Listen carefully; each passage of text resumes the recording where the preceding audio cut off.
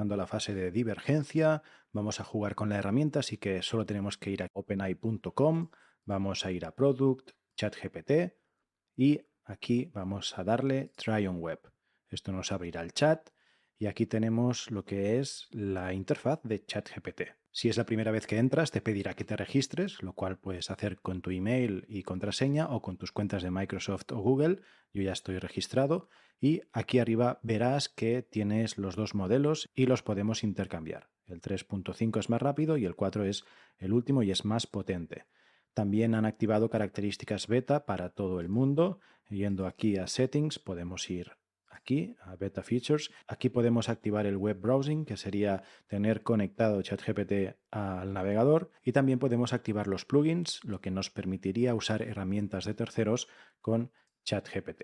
Es importante remarcar que ChatGPT tiene una versión gratuita, que sería la que te da acceso a GPT 3.5, y si quieres acceder a GPT 4 y a las nuevas opciones que han habilitado, tienes que tener ChatGPT Plus, que son unos 20 euros al mes. Para estas actividades vamos a utilizar tanto el 3.5 como el 4, para que también veas las diferencias que hay entre uno y otro. Para empezar, utilizaremos el 3.5, así que vamos a empezar preguntándole ¿quién eres? Nos dice que soy ChatGPT, un modelo de lenguaje desarrollado por OpenAI. Fui entrenado para responder preguntas y ayudar con información en una amplia variedad de temas. ¿En qué puedo ayudarte hoy? Pues le voy a pedir que me haga una lista de cosas que puedes hacer. Y aquí me está diciendo que puede responder preguntas generales, puede ayudar con tareas de escritura, proporcionar información sobre personas famosas, ayudar en la resolución de problemas matemáticos, ofrecer consejos y sugerencias, ayudar con la traducción de idiomas, proporcionar noticias y actualizaciones, jugar juegos de palabras y rompecabezas. Muy bien, ahora quiero que esto sea un poco más visual. Le voy a pedir que lo haga usando emojis. Así va a poner un iconito delante de cada una de las cosas que puede hacer y queda un poco más visual. Veo que también me lo ha resumido un poco más. Me lo ha puesto sin la descripción. Bueno, no está mal. ¿Qué más podemos hacer? Le voy a pedir que me explique la historia de Francisco de Quevedo. Y aquí la tenemos. Francisco de Quevedo fue un reconocido escritor y poeta español del siglo de oro y sigue con toda una explicación.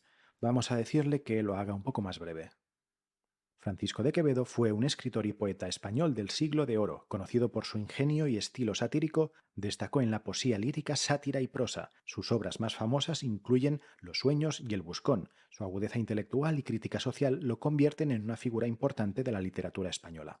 Muy bien, ahora quiero que me expliques la historia de Francisco de Quevedo como si fueras Luis de Góngora. Y aquí parece que está adoptando la personalidad de Luis de Góngora y nos dice: mi estimado interlocutor, permíteme expresar mi respuesta en un estilo que emule la pluma del ilustre poeta Luis de Góngora, contemporáneo y rival de Francisco Quevedo. En tiempos del siglo de oro, emergió un ingenio literario llamado Francisco de Quevedo. Nacido en Madrid en 1580, su pluma desplegó versos con agudeza, cautivando así las letras hispanas. En su prosa y poesía, Quevedo plasmó un estilo mordaz, sagaz y satírico. Sus letras, como afiladas espadas, apuntaban a los vicios y a las debilidades de una sociedad sumida en la hipocresía. Nos da un poco más de detalles y termina diciendo que, pese a nuestras diferencias poéticas, debo reconocer su talento y la influencia que ejerció en la literatura de la época. Su legado persiste como un faro en la vastedad literaria de nuestro tiempo, desafiando y estimulando a aquellos que se aventuran en las sendas de las letras. ¡Qué interesante! Pues aquí hemos visto cómo podemos pedirle indicaciones sobre formato. Aquí nos lo ha dado en listas, aquí nos lo ha puesto con emojis y aquí le hemos pedido que adopte un rol que es ni más ni menos que el de Luis de Góngora, para que nos explique la historia de un contemporáneo suyo como es Francisco de Quevedo. A todo esto le voy a preguntar que me dé un listado de los hitos principales en la relación entre Quevedo y Góngora. Y aquí la tenemos. En los primeros años, Quevedo elogió la poesía de Góngora, luego tuvieron una rivalidad poética. En 1616, Góngora pronunció un sermón en la Catedral de Córdoba que, según se cree, contenía referencias y burlas hacia Quevedo. Esto intensificó la rivalidad entre ellos. Tanto uno como el otro se escribieron escritos satíricos y finalmente parece que hubo un intento de reconciliación. Sin embargo, la rivalidad literaria entre ellos persistió hasta después de su muerte. Vamos a jugar un poco más. Voy a preguntarle de dónde viene la salsa, cambiando completamente de tema. Nos dice que la salsa es un género musical que se originó en la década de 1960 en los barrios de Nueva York, particularmente en el área conocida como Spanish Harlem. Sin embargo, el término salsa se comenzó a utilizar para referirse a este estilo musical de fusión en la década de 1970. y aquí nos da una explicación con algunos artistas y bandas emblemáticas. Bueno, yo lo que le voy a preguntar es que me dé las mejores canciones de salsa por año. Y aquí lo tenemos, desde 1960 va escribiendo canciones de salsa con su autor hasta 2003. ¿Eh? Desde 1960 hasta 2003. Ahora le voy a preguntar, ya nos ha dicho antes que antes de 1960 no había nada, pero ¿por qué no hay antes? Y nos dice que, lamentablemente, la falta de canciones de salsa anteriores a 1960 en la lista se debe a que el género de la salsa como tal no existía en ese periodo, aunque se pueden encontrar antecedentes y raíces de la salsa en estilos musicales anteriores, como el son cubano, el mambo y otros ritmos afrocaribeños. Muy bien, ahora lo que voy a pedir es: dame una tabla con las siguientes columnas: año, nombre, autor, nacionalidad e historia de la canción. Y aquí lo que ha hecho ha sido darnos una canción por década, desde 1960 hasta el 2000, y nos ha puesto el nombre, el autor, la nacionalidad y la historia de la canción. Aquí lo que le podríamos pedir es que nos dé 2 canciones por década hasta 2020. Así refinamos un poco su respuesta. Se me olvidó pedirle que me lo pusiera en una tabla, así que se lo voy a pedir ahora.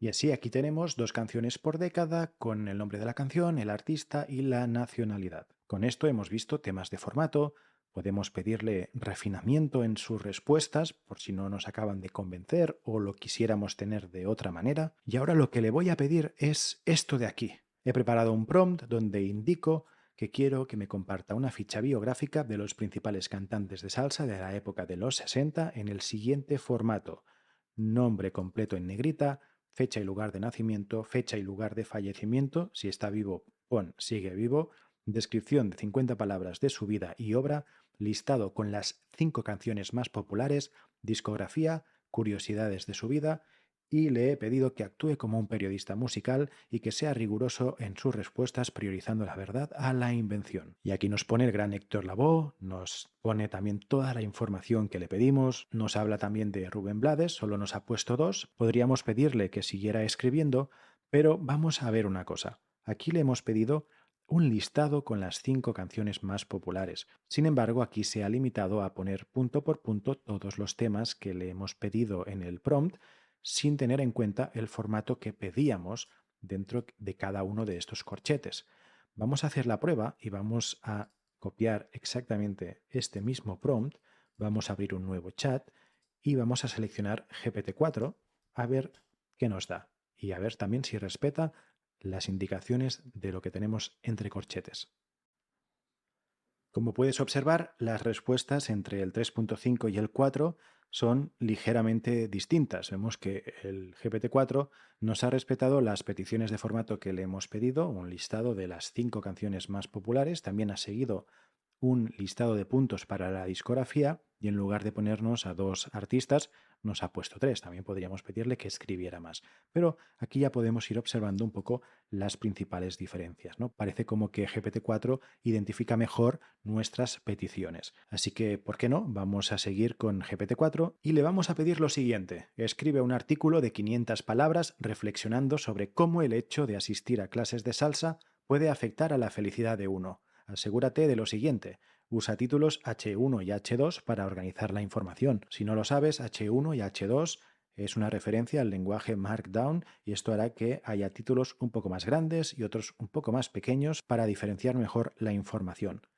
También le pedimos que use un listado de puntos cuando sea necesario, es decir, si lo ve oportuno, que lo use, si no, no hace falta. Escribe como si fueras un consultor que trabaja en Microsoft, explica cómo es el proceso de pasar de no bailar nada a defenderse bien, utiliza conceptos avanzados de psicología y pon las referencias y menciona tu canción favorita. Vamos a darle a ver qué nos da.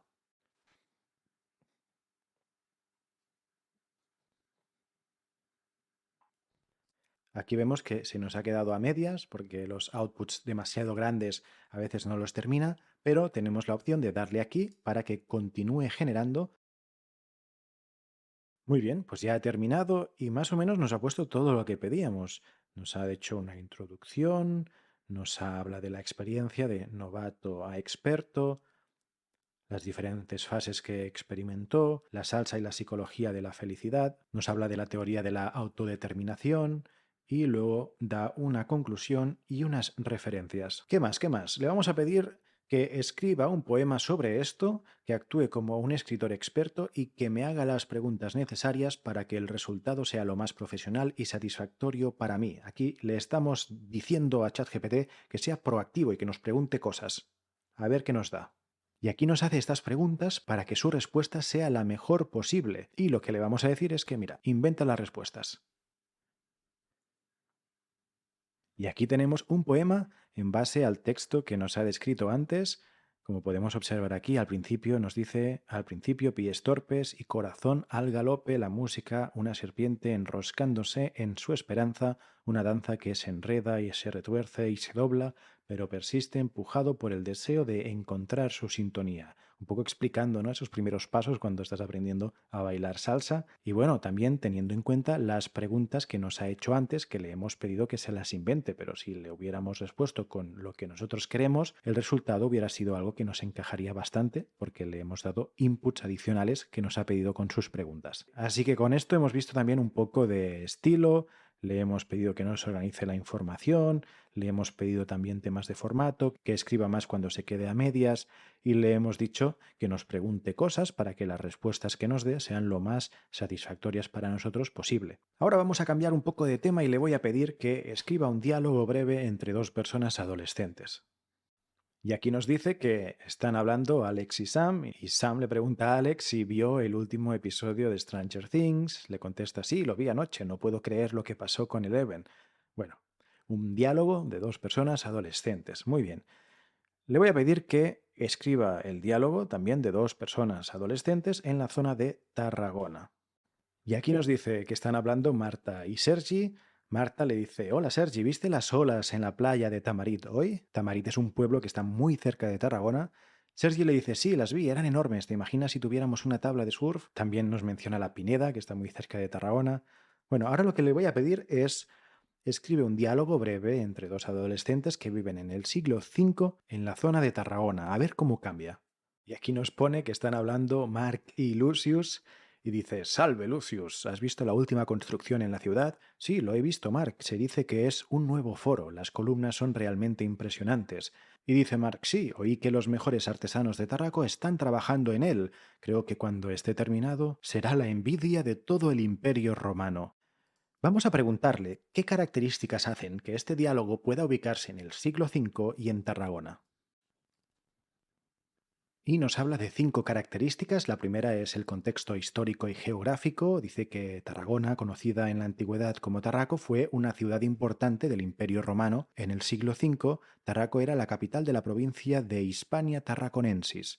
Nos habla de referencias culturales a la construcción de un foro, las columnas y los artesanos. Eso refleja la influencia romana. Nos habla también de la situación política y militar, nombres de los personajes como Mark y Lucius, que son latinos y fueron comunes en el Imperio Romano, y luego también el idioma y la formalidad.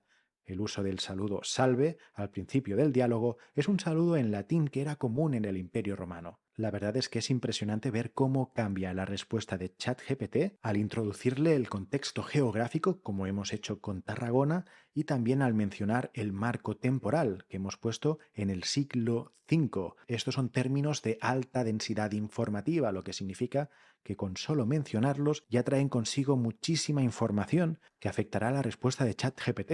Y para terminar le vamos a pedir que nos escriba una adivinanza sobre la Tarraco romana y que nos dé la respuesta también. Aquí es la adivinanza, nos dice, en el pasado fui la joya de Hispania, lugar de concilios y foros, donde el orador proclamaba y el gladiador encontraba su gloria. Entre columnas y piedra mi esplendor resplandece, pero ya no escucharás mi nombre en la lengua que florece. ¿Quién fui? Y la respuesta es Tarraco romana. Aquí verás que hay 3 de 3 y esto es porque sin querer le di al botón de que parase a la hora de generar la respuesta y podemos ver cómo las respuestas anteriores se quedaron a media, pero eso fue culpa mía. Si esta respuesta no nos gustara o quisiéramos otra, le podríamos pedir aquí que regenerara otra respuesta y aquí nos saldría el 4.4.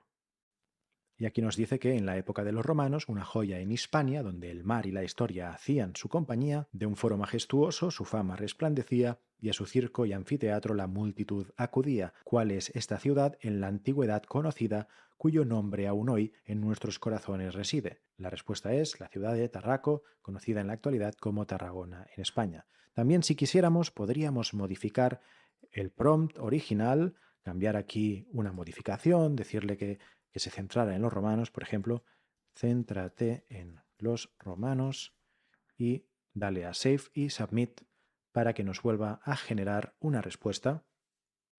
Y aquí nos ha creado una adivinanza sobre el foro de Tarraco y como puedes observar aquí hay una bifurcación, ya que aquí en esta petición nos dio esta respuesta donde también tenemos 4 variantes, pero si nos vamos más arriba, en esta variante de aquí que acabamos de hacer, solo tenemos una respuesta. Entonces, con esto hemos visto un poco lo que podemos hacer con ChatGPT y por supuesto se pueden hacer muchísimas cosas más. Al final, todo el espectro del lenguaje lo puedes utilizar con ChatGPT, así que puedes pasarte muchísimas horas probando y jugando, familiarizándote con ChatGPT, porque estamos en esta fase de divergencia donde toca experimentar, jugar, ver qué están haciendo también otras personas, porque a continuación lo que vamos a hacer es intentar tener un marco de referencia para crear nuestros prompts en base a lo que hayamos podido experimentar.